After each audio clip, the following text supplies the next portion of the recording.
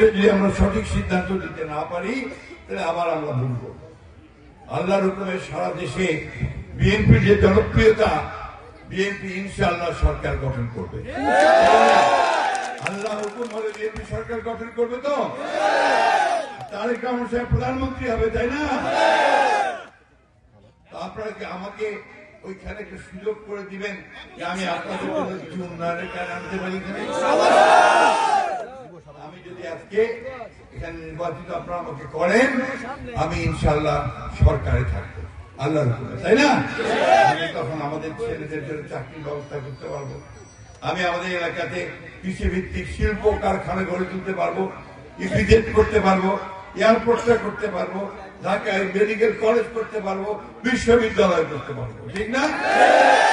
এইগুলো করতে হলে আমাদেরকে কিন্তু আপনার ধানের শীষের কোন বিকল্প নাই, আছে? আমি কারো বিরুদ্ধে কথা বলতে চাই না, আমি শুধু একটা কথা জোর দিয়ে বলতে চাই, এই এলাকায় হিন্দু ভাইরা আছেন, মুসলমান ভাইরা আছেন। আমরা 1971 সালে পাক সেনাদার বাহিনী আমাদের অনেক অত্যাচার করে নাই? বাড়িঘর ছেড়ে চলে গেছিলেন না ইন্ডিয়াতে? বাড়িঘর সব পুরাই দিচ্ছিল না? আমার ঠাকুরগাঁও শহরের বাড়িটা ভাই একমাত্র ওই বাড়িটা ছাড়ার কিছু ছিল না, সব তুলে করে নিয়ে চলে গেছিল।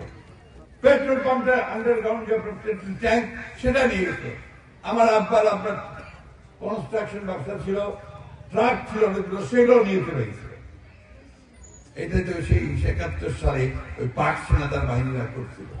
আর তখন তাদেরকে কারা সহযোগিতা করছিল এটাও আমরা খুব ভালো করে জানি, ঠিক কিনা?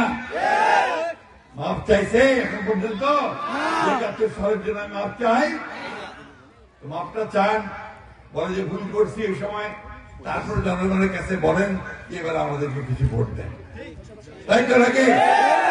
ওইটা ভাই চায় না, এরা উল্টা হামান কাজ আছে। আমরা কেন 71 সালে যুদ্ধ করবো? যুদ্ধ করছি আমার দেশের জন্য, আমার মাটির জন্য, আমার স্বাধীনতার জন্য।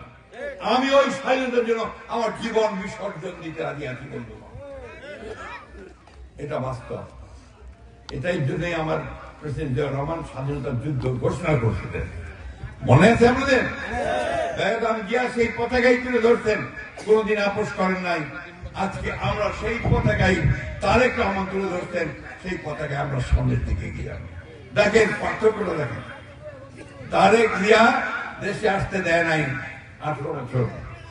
যেদিন প্রথম দেশে আসলেন সেদিন ঢাকার রাস্তা সাইলাম হয়ে গেল।